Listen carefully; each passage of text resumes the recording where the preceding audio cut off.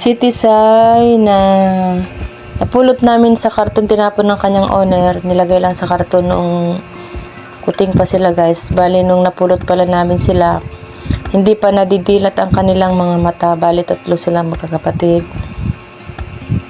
Sitisay na lamang natitirang buhay, na yung 2 namatay na.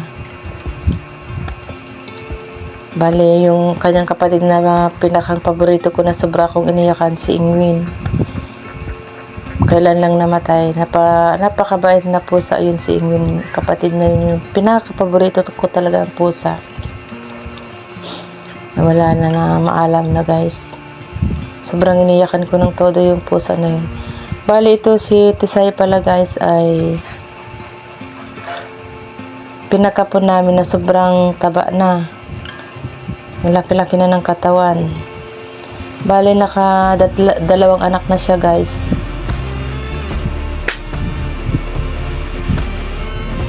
Ayun, sobrang taba na, cute na.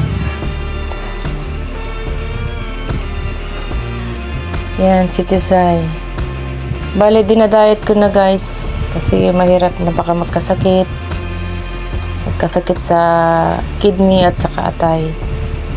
Sa umaga at saka gabi ko na lang siya pinapakain guys.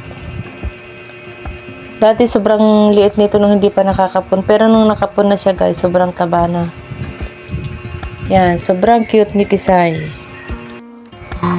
Si Tisay pala guys ang unang pusang nilagaan ko, na sila din ang nagturo sa akin kung paano mahalin ang mga stray cats, na hanggang ngayon patuloy pa rin ako nagpapakain sa mga stray cats guys.